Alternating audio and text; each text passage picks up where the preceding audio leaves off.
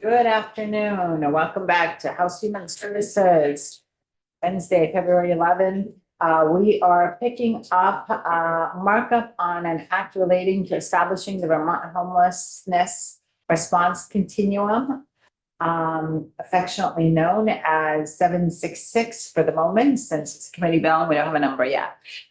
So Katie, you can join us whenever you get a chance. We left off discussions on the bottom of page 10, section 2206, shelter services. And given that we don't have some committee members in the room, we'll kind of go section by section as we were doing yesterday and open it up to discussion. So folks who hopefully have had more time with the language can share their thoughts, and we'll go from there. And as with yesterday, we'll allow comments from outside the room, but just raise your hand and wait to be recognized, and we'll open it up for that.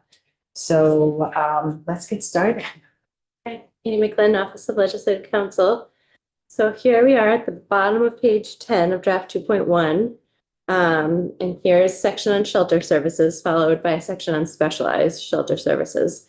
The department shall determine the need for and develop shelter services accordingly, ensuring that shelter services meet the Department of Public Safety Vermont Fire and Building Code safety rules. To the extent funds are appropriated for this purpose, the department shall enter into agreements with community partners for the provision of shelter services for not less than a minimum of a 2-year period.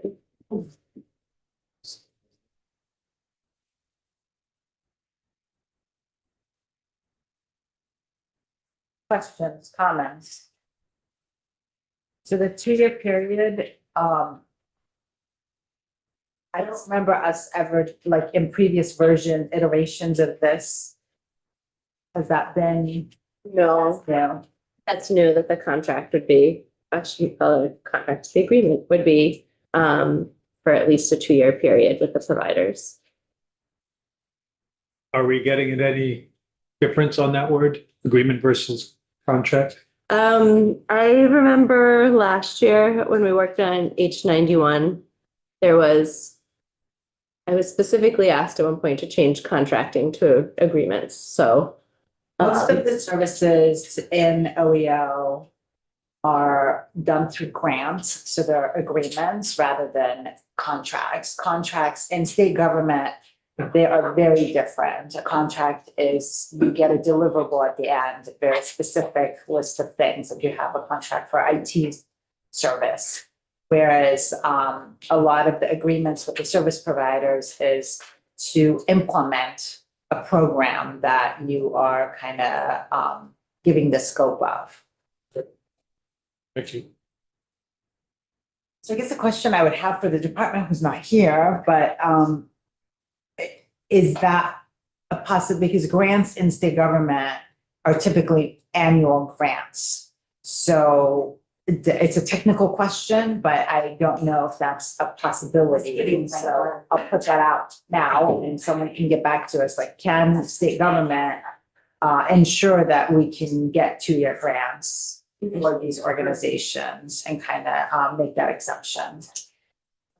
I actually like the idea of a more than 1-year period, because as a nonprofit operator, it adds a bit of stability to what you're doing. So you don't have to guess every single year. Yeah. Also, the administration of the actual grant writing process would be reduced if you're doing it on multiple years. And management there too.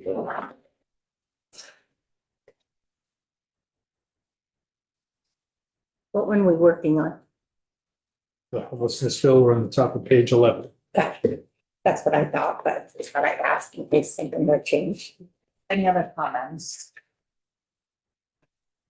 Brenda Siegel, Animals. Okay. I just wanted, I don't know, and Chad might have more to say about this, but I know he was in the middle of something, so I just wanted to flag it while it was here, that I did hear in one of the shelter providers meetings saying that that they just wanted to make sure that whatever this was accounted for, that there's like a natural inflationary cost. sometimes, and that goes up a bit. So I just knew that Chad was in the middle of something, so before we went over it, I wanted to make sure it was. Chet Simmons, Housing and Homelessness Alliance Vermont. Yes, we did include that in our memo. Okay. Yeah. It's Brenda and Chad.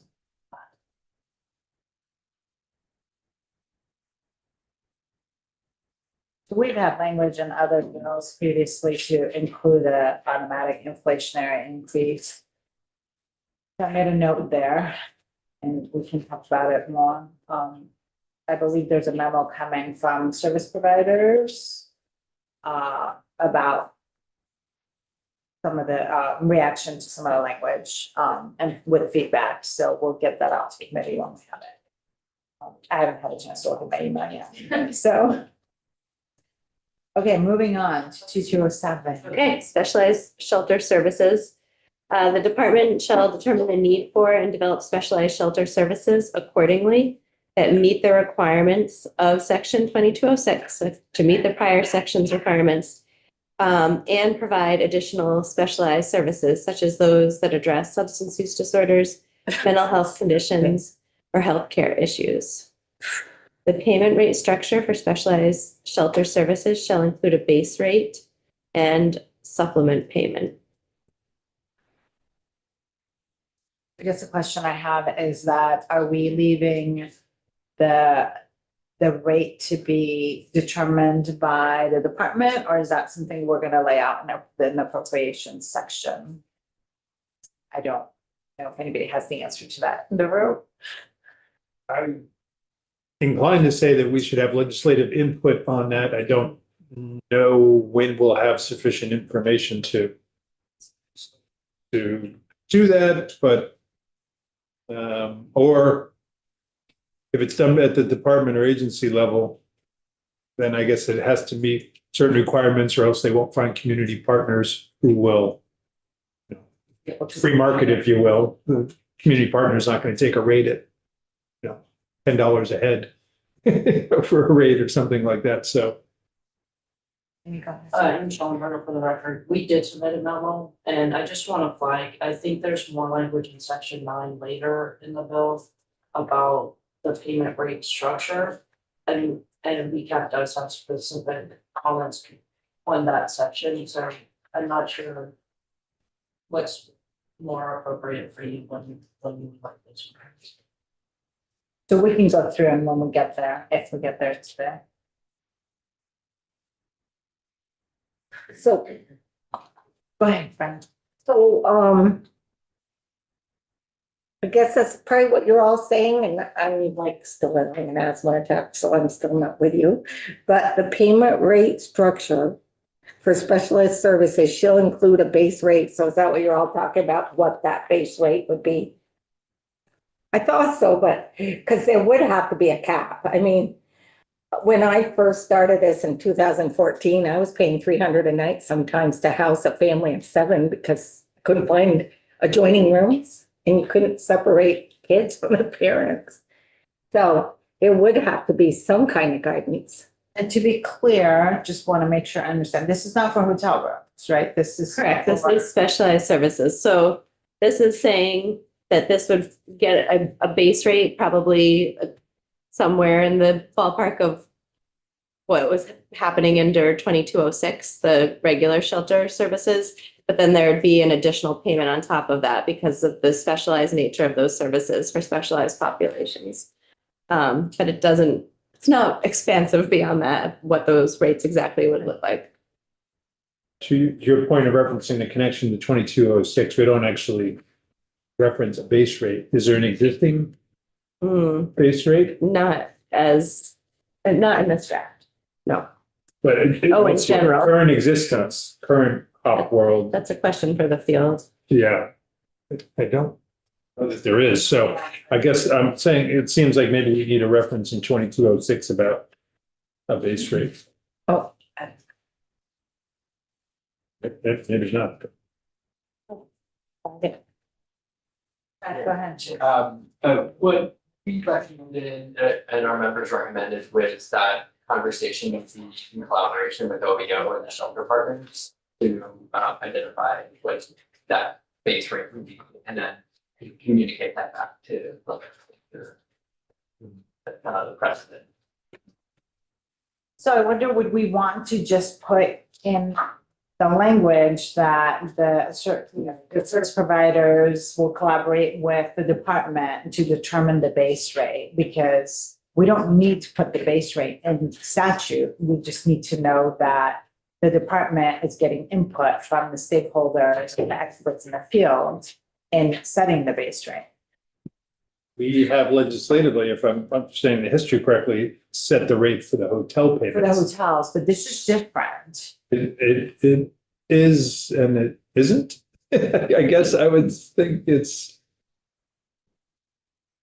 Yeah, I don't know whether the field or the department who's not here, whether they think they can come to an agreement on this term or whether we're needed, I guess. I'm not seeing a need that we have to be involved. The field and the department can't come to some agreement. I think I might suggest that the difference is that there are these buckets that we're going to end up making recommendations, about. And so it'll be up to the players to figure out inside those buckets of money, what can and can't work, rather than a certain amount that's going to be spent and then it's over. Yeah. I mean, that it will have a certain amount in it, in the bucket, but it's not prescribed. I hear what you're saying.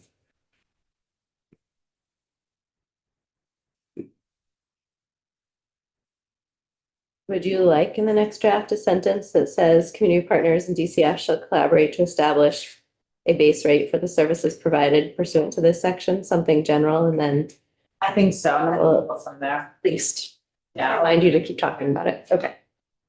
Can you go ahead? Sorry, while you're on the language, one of the things that we would like to request or at least highlight is that if the rate does not cover the cost of operating the shelter, but the shelter is a service provided on behalf of the state, that seems inappropriate. The bill specifically says later that the intention is not to cover the cost of operating the shelter. The rate is not intended to do that, and we'd like to just put on record that we oppose that.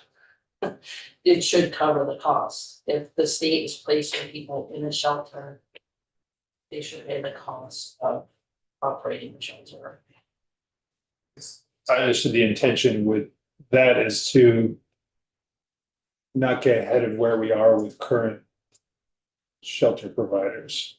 That current shelter providers who are receiving funds through HUP are funding their operations significantly through HUP, but also private fundraising, grants, et cetera, outside of that. So if we take current HUP recipient and they're only receiving, I'm gonna make up figures, 65 cents on the dollar from state funding, and they're getting the balance from fundraising, et cetera. If through new shelters opening as a result of this legislation, they're getting 100 cents, a dollar on dollar, then we've created some inequity. We think everyone should get 100%. The reason that's happening is because of the underfunding state, so you're forcing that to happen now. We would agree. And I'm not saying I disagree, but I guess I'm trying to figure out how this will work out with the appropriations. The resources that we have. We understand that. Yeah. We're just registering Sure. that it's a state service provided on behalf of the state. Probably mandated to some level. And yet the state won't pay for it. Alex? I just wanted to echo what Alex Cramble is the American Civil Liberties Union of Vermont, and I just want to echo what our partners are saying. One of the questions that we have just around the shift of the GA program from benefit to a service provider in the community is kind of that potential loss of the state's responsibility to provide those services. And so I think in order for us to also support a plan, we would need to make sure that the cost did not fall entirely on community providers. So just wanted to echo what others are saying. Any other comments so we went through any other questions on 2207 with the specialized? Brenda? Yes. trying to just, yeah. The way I said it in the memo is a little bit different than what I think I meant, so, but the specialized services, well, maybe I'm reading the wrong part.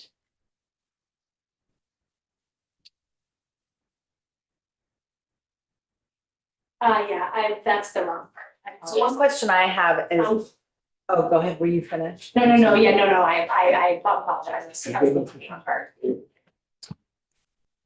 So I just wonder if this is the right place for any involvement from other, like other sister agencies and departments across AHS. And that collaboration, like, do we want to insert the sentence that talks about, you know, DMH has a role here, Dale has a role here, right? Like, because if it's a specialized, VDH has a role here. If it's a specialized service that requires the expertise of those departments and agency, do we want that stated here? Or do we want to just leave that up to the department to kind of work out? As far as payment is concerned, Not really payment. it's about This the is- services Oh, it's themselves. about the services. It's not just about the payment. It's about the provision of the service and who's all going to be involved in, like, So the providing that service. the department comment in consultation with, I Yeah. think it would hurt. So the department is DCF, right? Mhm. So, and consultation with the agency, I would say. Agency or other departments of the agency, do you have a preference?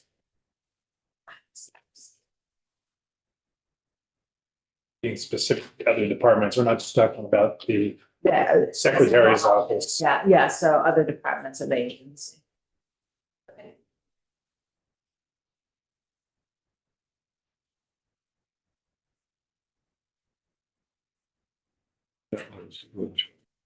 See.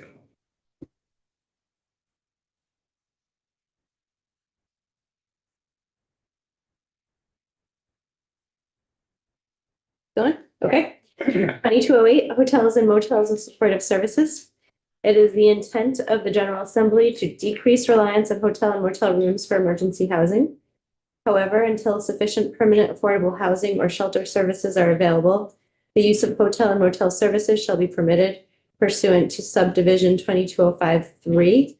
That is, let's look at that. That is the language under emergency housing services. Remember, we had a list of 1, 2, and 3. This is 3, winter use of hotels and motels between December 1st and March 31st. In subsection B, annually, as shelter capacity increases and the number of households experiencing homelessness decreases in each region of the state, the use of hotel and motel rooms for emergency housing in that region shall decrease. This language is from H91, if it looks familiar. Annually, as part of the department's budget presentation, the department shall set goals for increased housing capacity, including permanent supportive housing, permanent affordable housing, and shelter beds, some of which may be population specific, in addition to proposed corresponding decreases in the use of hotel and motel rooms. The department shall provide data pertaining to the percentage of increased shelter capacity from the previous fiscal year in each region, and how that increase impacts the corresponding hotel and motel room usage for emergency housing in each region pursuant to this subsection for the purpose of informing regional planning and expectations.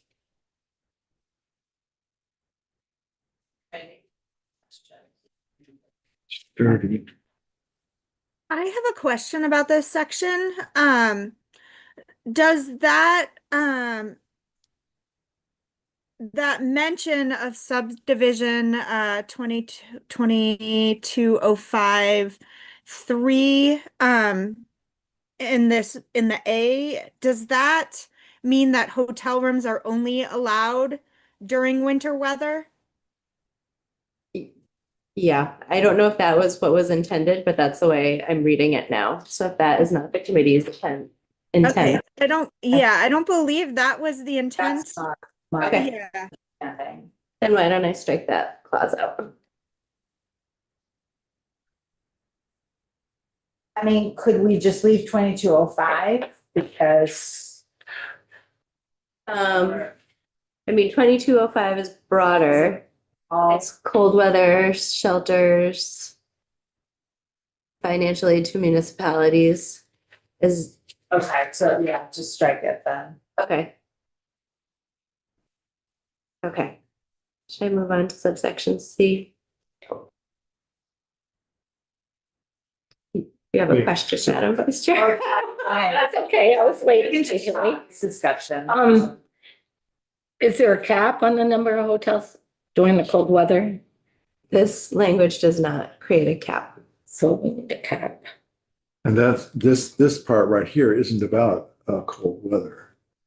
No, that's sort of what we were saying by getting rid of that cross-reference. It's not Yes, about this is cold weather just anymore. saying that until we have sufficient other options, that we will continue using the hotels and motels. Becomes one of the as tools, shelter. one of the tools. and The chair mentioned there'll be a financial amount allocated for that purpose, which in essence serves as a cap. Right, so they'll, It's once not- we get to the appropriations, each of these buckets will get an appropriation. We'll get a cap. There's So a dollar we'll say amount. X amount of What's the money. dollar amount cap? Dollar amount cap for the funds allocated for that purpose. I think the chair could speak for herself when she returns, but I think the idea was to leave it flexible in that way, but firm with respect to the total dollars spent. So we can talk. What happens if the dollar amount is gone by, it could be gone by, with no cap? The dollar amount could be gone by the time winter exception comes. It could be used up. That question came up yesterday. Yeah. And Representative Wood's response at that time was that it would require the department to do some budgeting to make the money last. So it would defeat the purpose of having a new bill. Okay, it would defeat the purpose. It's to save taxpayer dollars. It's to create a program that eventually doesn't cost the taxpayers so much. No, it would require the department to budget within the firm amount that is allocated for that purpose, not an unlimited. amount. So It doesn't, even during the cold winter months, if the money's gone, they wouldn't be able to get a place. So the department would have to do some projections, Brenda. Hmm? They would have to do some projections and like estimating on what they would. That's when you need them. Within that for the year. They submit their budget, which they already do a lot of that, right? Because that's when they propose a budget, they're gonna say, this is how much we spend on this, on hotels, this is how much we want to spend on shelter development, on services and et cetera. This just kind of brings all of it together under one umbrella. So It is a concern though, to me, if they don't budget well and they run out of money right in the middle of 10-degree weather. Could be a problem, but I'm just throwing that out there. I mean, I'm actually thinking of the people that if we don't I'm not there, whoever doesn't budget well and uses up the money before the cold weather exception. So there's other mechanisms if they're, if we have an exception, like this year, we had an exceptionally cold January. Right. So there's the BAA, there's the E-board, there's Or other shelter. mechanisms to get funding in place if we have something that's unexpected from what they anticipate and what they projected. Anybody, committee members, before I go outside the room? Okay, go ahead. I just wanted to take the opportunity to express support for this part, this section of the bill, or the cops really like this, especially with the deletion that you just made referencing, the other section. We think this is a great improvement on the current situation. I do too.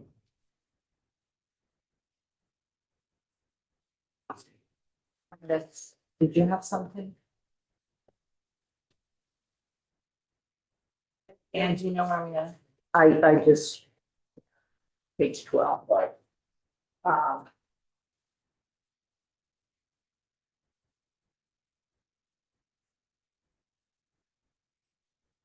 That's something, but I lost it. I'll take it back. Yeah, I don't know what I'm saying.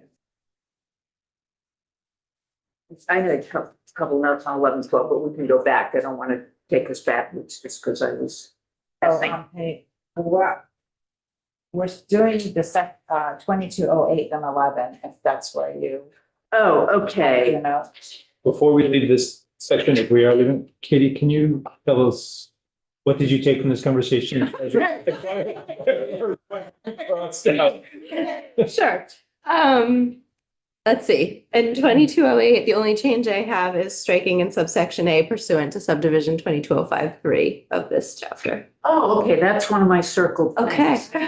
things. Is that's not an accurate reference. Okay. Jubilee caught that. Yeah, okay, good. That saves. Shall I keep going through this section? Okay. Subsection C was also in H91. This is saying that hotels and motels have to follow the rules for the program itself, but also lodging establishment rules and fire and safety rules. In subsection D, annually, the department is to propose hotel and motel rates as part of its budget presentation for approval by the General Assembly. This is wrong. The Community Action Agency no longer using Community Action Agency shall not pay or cause to be paid with state monies a per room per night basis that exceeds the rate approved by the General Assembly. So I don't know what the replacement would be there. It could be the department or community provider for LA. Community Action Agency. A community provider. Okay. And then E, this also was pulled from H91. If a hotel or motel is being utilized, the department shall enter into an agreement with one or more community partners to provide relevant support services. And shall enter into agreements for the use of blocks of hotel and motel rooms and negotiate the conditions of use for those blocks, including access for providers of case management or other supportive services. And shall prioritize the use of hotel and motel room agreements over individual per room per night hotel and motel room use unless it is not appropriate to a household's needs. And lastly, may use population-specific placements to the extent certain populations are not isolated from the wider community served through the program.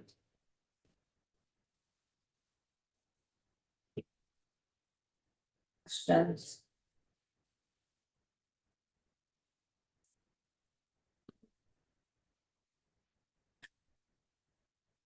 That looks familiar. Yeah. It's excellent. It's where I'm meant to be. So I'm wondering a couple things. Can there be language that assures that the agreements between the hotels could be with the providers? Because it's like they could get a grant to run it like a shelter and have a provider could do it. Because there might be more options for master leases and some flexibility, it can still be within the same confines financially. And then the other piece was, I think perhaps under this language, there needs to, we would argue that there should be some reasonable accommodation language, to ensure that people have access, even though that should be there. So that it's necessary. And that. Just look at, there's another. But yeah, no, that's that. And I think your point about like some language that would explicitly say that the department can enter into agreement with a community provider to enter into, like have a sub-recipient, have the hotels become a sub-recipient, because that would address what Lily was talking about yesterday as to like have, you know, if we're envisioning this coming out of ESD and going into OEO, I don't know if OEO will have capacity to manage the hotel rooms and the provision of hotel and motel rooms. But if they can grant, if they can come to an agreement and give an agreement to a community provider to do that on their behalf and ensure all the services are provided that we're envisioning. Okay. That would be, I guess, Sort of be number two, Two, saying yeah. it could, shall enter into agreements or authorize a community partner to enter into an to an agreement. agreement.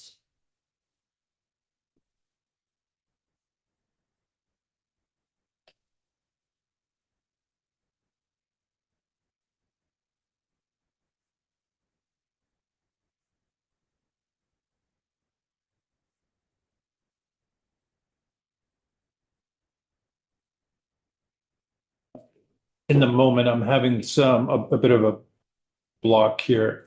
We talked about entering into agreements for use of blocks of rooms. But then we're talking about per night, per room per night. And we're expressing preference for agreements for blocks. I'm trying to figure out how those two work with one another, and that if the ease of things would be achieved by getting a block of rooms, but is that how we are most efficient using state dollars? I guess if we regularly know we need a block of 30 rooms, yes, an agreement is best. Is that what we're saying? But if the need is not known or consistent, night by night is the second best option. Sort of how I'm reading too, the two prior preferences blocks, and then in 3, they shall prioritize agreements, which I'm reading as block agreements, over individual per room per night. Unless it's not appropriate, that's secondary. Yeah, I think we had really looked at the blocks last year in terms of the ability to function as a shelter program would, with the services there, the people, not, functioning as a whole being the preferred, and then if that's prioritized, unless a specific household, needs something separate. I actually did this when there was an emergency years ago, and I won't say the place because it's in Colchester and I don't want to say the name for safety of people that are in this program. We did block, and this is what happened. We ended up owing them $10,000 and didn't use the room. And I fought and fought and fought. I think I got a couple thousand off, but it did happen. And I had to give them, I can't remember, I think I negotiated $8,000 for rooms we never used. It was years ago. This is 2014. It was one of the floods or one of the emergencies we had, and we were, we blocked, or I wasn't there. Whoever did the emergency for the state blocked all these rooms, but I'm the one that paid them. And I tried to fight the best I could. I did get a couple thousand off, so it has happened in the past. And the department can speak to this, but I think in the last several years, the use of blocks of rooms has been much more efficient than Probably it's doing yours. night by night. And I think one of the reasons that the per night use is mentioned is sometimes a block of rooms is not going to work for the person's specific needs. So if it's a family and they need, or if they need special accommodations, they may need to find them another space. So we want to ensure that we don't tell the community that you're either going to be in this block of rooms in this location, or we have nothing for you, even if that doesn't work for that individual. And I also just wanted to say that the other thing is that sometimes providers can get a lower rate than the state, and that's part of the reason that I think that that's critical. And the way I understood it, and maybe I'm wrong, so is that within the block, if you get 10 rooms, it can't be more than $800. So you wouldn't be, so it still would be the $80, so it'd still be at that rate. The block can't go up above that. So that's why I understood it, but maybe I'm. Would anybody have this answer? Maybe Brenda? How many motels, the one floor places compared to hotels is there? How many hotels that you can do blocks do we have? Well, in our experience, because Yeah. we have sometimes rented a section of rooms. Yeah, In our experience, you can do that at the motels as well. It just is a smaller block, so. it might oh, be 10 motels are rooms. only one. Right. But it might be like 10 rooms. 20. Oh, okay, So it's still, and. that's true. Okay. Different benefits, different kinds of rooms for different kinds of. I just had it stuck in my head. It was only when you had the multi. Yes. Did we change the community action agency language here yet? Oh, Yes. Yeah, I because I was looking at it and feeling like maybe we should talk about it a little bit more. So you're looking at D? Yep. Yeah. Oh, yeah. So we talked about changing it to a community provider, but as I sit here and listen to the conversation, I'm wondering if it should be something like the department or a community provider under contract. I know we're not supposed to say contract, an agreement with the department to provide this service. Yeah, Okay, yeah, because it's not necessarily always so many notes. great.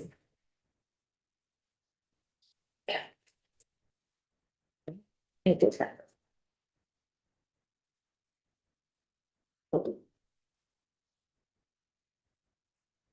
I guess I have a question about, on E1, it says, if a hotel or motel is being utilized, the department shall enter an agreement with one or more community partners.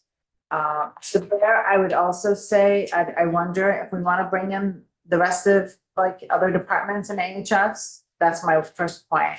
And second point, and this is just question I have, is if a room is used that is kind of not in the block or something, that, you know, if someone finds a cheaper alternative, then how would that work as far as the services kind of following?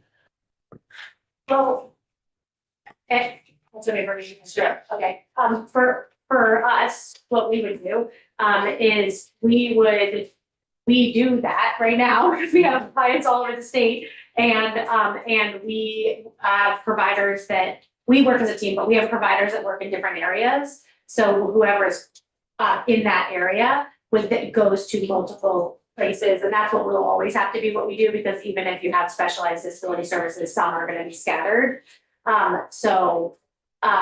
There is, I think that all that would be is that I think it's critical to make sure that there's an agreement with a disability homelessness service provider, who that's their problem. So I just think that I don't know if you would say that in there, but that's what would happen, and I think that from what I've experienced, the CAPS would do that too, Good Sam would do that too. So in terms of following, but their clients, unless they have a contract. I guess there has been an experience, sorry, I'm gonna backtrack that. There has been experiences where with the BRAP, where there was a contract at a specific hotel. And then the provider didn't necessarily follow people to other hotels and they left, and that one, so there might need to be some So clarity. that's what I'm concerned, Yeah. 1 second, Ann. Yeah, So one yeah. thing I'm concerned about is like the lack of kind of specificity around this coordination of services and limiting kind of overlap of like, because in this vision, there is going to be many community providers that provide these services. So how do we ensure that there's no overlapping of services and services that are being offered are consistent across the state? So we don't really have, so far, I haven't really seen that. There's no systematized way of ensuring providing the relevant support services, that they're consistent and feel the same for everybody. Go ahead. Well, I think that's the case management services that's touching on that and could maybe build, I think that's where it's talking about a lead case management entity, which might help do that. Back on E, I mean, I think the confusion there is, I think E1 is under if the hotel or motel is being utilized. the department,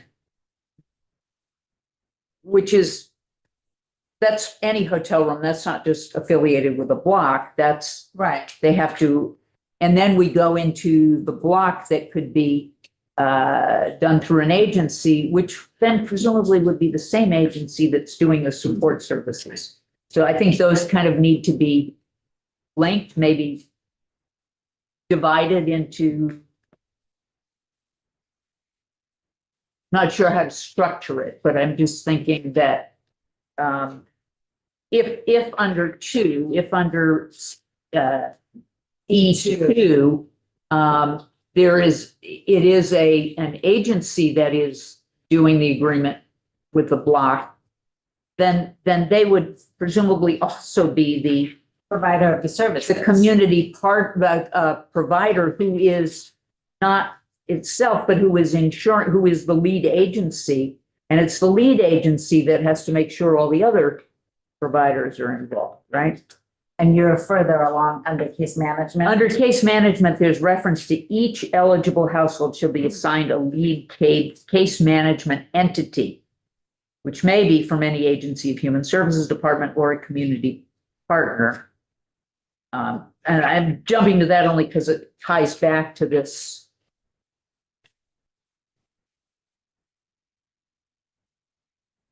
Yeah, I feel like this section needs work. Like all of E for me Yeah. feels a little, it needs more structure around it and more specifics on who's providing the supportive services and how do we ensure those services are consistent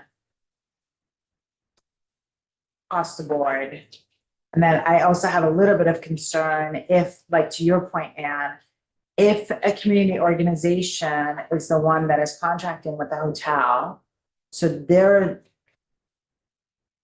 then providing the hotel rooms, and that same community organization might be providing the supportive services, then you're getting your your housing and your services from the same organization, which I thought was not best practice. But that's what you're doing. If you're running a shelter, you're providing the shelter and services. We're trying to make Yeah. at least with the block of rooms, that Right. would, Okay. I think you'd want that. But Yeah, so I think these are really good questions and they are all around the existing system around a continuum of care and coordinated entry service provider agreement. So all of the community providers agree to work together through those existing systems and then communicate through the channels, through the local housing coalitions, the coordinated entry agencies, and then the continuum of care organizations all work together. So in terms of providing the supportive services, there is collaboration and coordination as part of the existing coordinated entry structure. that needs to somehow be reflected. Yeah, because it doesn't say that. Yeah, and so our memo goes into kind of great detail around defining the system as it exists now, and I think Chair would identify that this is both creating a new continuum or system that allows for more collaboration for agencies and organizations that aren't currently able to access, as well as an existing system such as coordinated entry. So we recommend kind of aligning those definitions of what coordinated entry is with definitions, state existing definitions. So, and then those are all laid out in governance documents through the continuum of care and coordinated entry.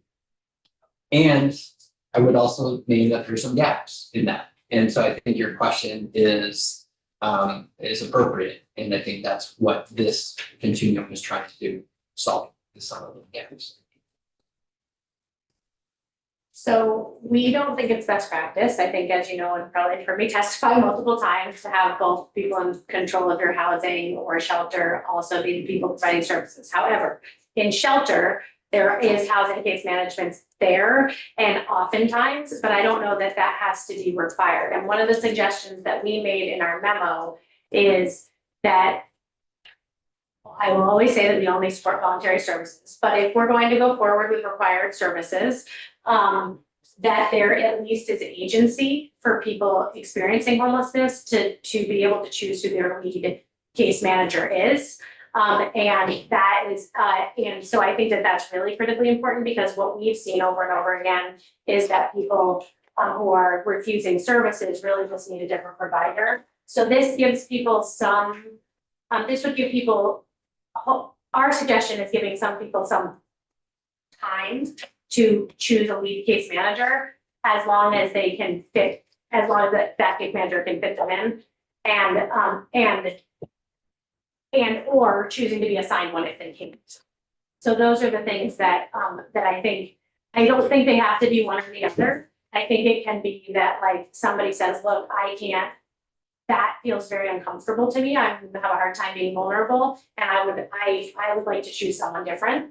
Or this isn't working for me, and I'm willing to do case management, but I would like to figure out if there's a different organization I could do it with and be able to switch by their own choice. I don't know if that So makes I sense. think that's something we might want to address in the case management services. Yeah. section. And we did. Well, Jubilee's on though. Oh, Jubilee's on, Jubilee's okay, on, yeah. great. Thank you for catching that. Amy, go ahead. Thank you. I just wanted to go back to a previous point about, you were saying consistent services across the state, and the CAPS were concerned that there wasn't any language in the bill that like required regional equity of services. And I'm not sure exactly where it fits in. In our memo, we put it in a different section, but I think just because you're talking about it, I wanted to flag it. And we don't have specific language except, just really thinking about equity across regions for access to different services. And also, I think relatedly, and you were talking about this earlier, like if a person is moving around for whatever reason, like from one region to another, and they have a dedicated case manager, that just making sure that they still can get access to the services they need in whatever region they're moving into. Yeah, I mean, I'm envisioning the department having a set of standards that have to be kind of met. That, case management for this continuum of services requires that you do all these things. Yes, I think part of the concern is that I think largely due to historic underfunding, some regions just don't have services available. Maybe all regions, I'm not sure, that's certain services. And so if there's not like some requirement for the department to address that, maybe with how they distribute funding or who they're making agreements with, then it could still leave gaps across the state.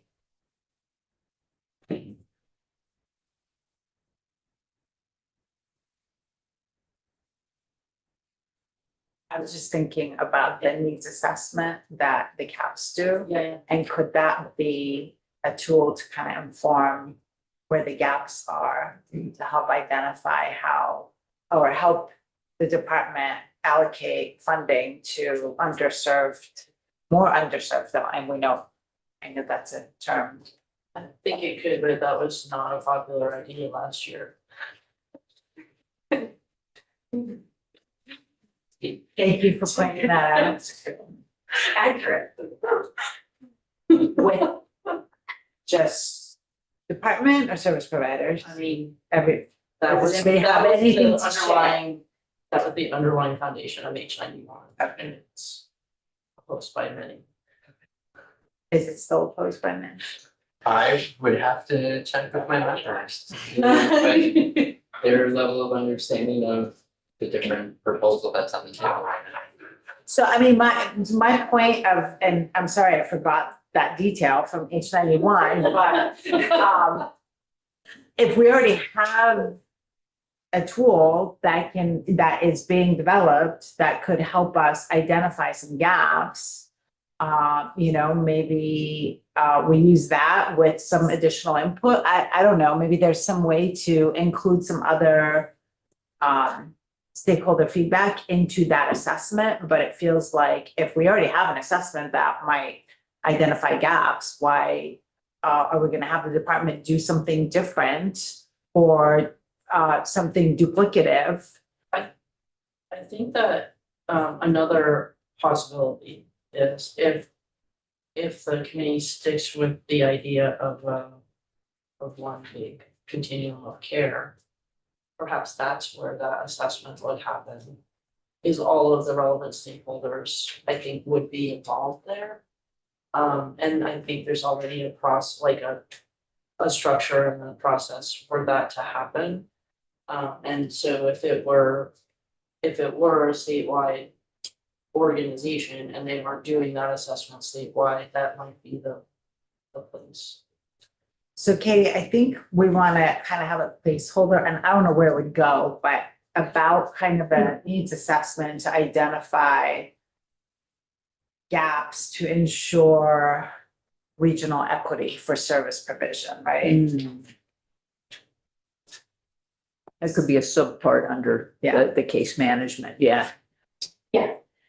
Go ahead. I know that this has been taken off the table, but I'm just suggesting that the other thing that was suggested by our coalition was an independent study. And independent studies give better data because they are not related to your housing. And that could help identify, with a public health researcher, that could actually help identify gaps that are, I think, in a very strong way. So I just want to put one more plug in for that. I think. Would this be ongoing or would it be a one-time assessment? It would have to be ongoing, but I don't know if it needs to be annual. So that's to be just like, I don't know, maybe every 3 years. Structured like other needs assessment. Yeah. Our state housing needs assessment is every 5 years. Yeah, every 3 to 5 years, I think. Is this something we'd want to put under the Section 8 specific general assistance program report? But it's reporting. Well, if you're separating housing from general assistance, I don't think you'd want to put it back in that. Okay. I'll play with it and see if there's No, that's right. You know what we're. Yeah, who is doing the needs assessment? Is DCF contracting for it? Is DCF doing it? DCF is not doing it. Well, DCF could do it in collaboration with all the right players. I mean, they could be, could HH.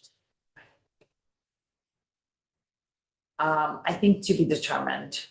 Okay, That's. why don't I write it as DCF to contract? And then if you, then you can change it. Okay. Quick question for Amy. You said there's already infrastructure who already has. Well, that was my understanding of the continuum of care is that they have a structure for assessing all the needs and sort of thinking about how funds should flow. I'm not a member of the continuum of care. This is how it's been described to me. And so perhaps if that is true and they agree, that might be the place where it would be really like all the key players. Right, they would lead it with Yeah, input from all the exactly. other Yeah. organizations and And stakeholders. I understand, I think there's like a voting process and everything, so that it's like a democratic sort of process. I would need to confirm. Sure, And yeah, it's just well- something I don't have at my fingertips right now. Okay. So we'll leave that as a placeholder. Right now, we'll keep it as DCF will contract with an organization. Yeah. They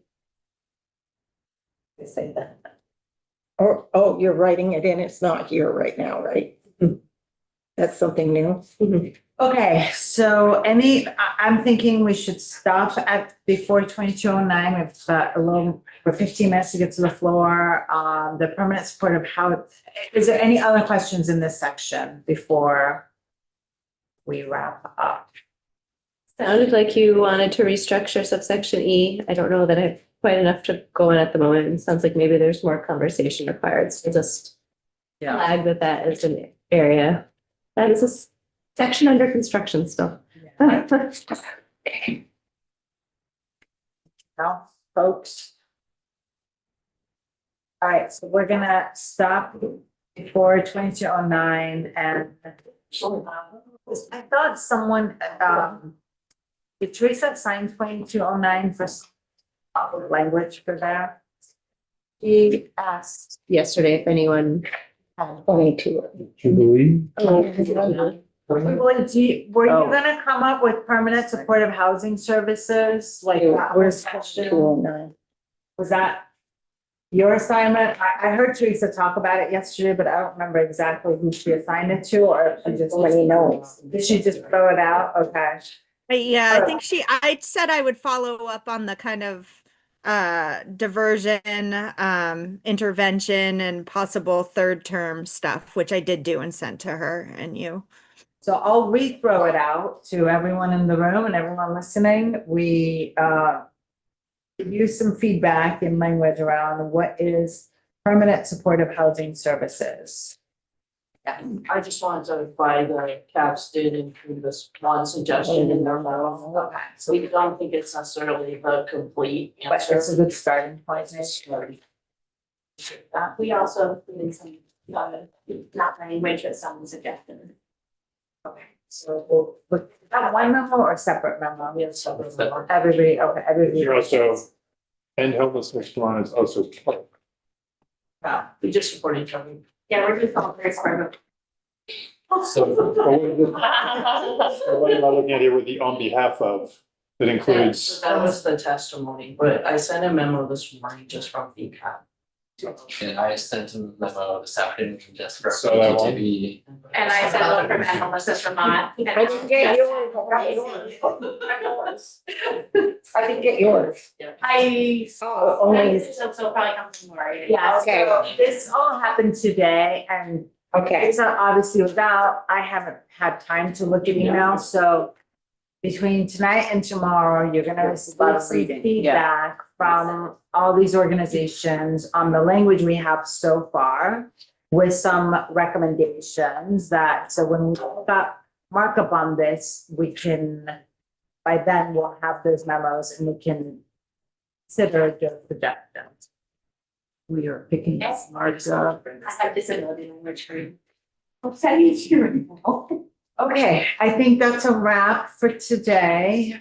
Thank you all. We're on the floor in 10 minutes. And I don't have the agenda in front of me. 9 o'clock. Oh, no, I'm taking that. 9 o'clock is the opioid. Yeah, tomorrow. Six. So we're picking up 8660 tomorrow. And it says potential vote, but I don't think we're there yet. I don't think so. No.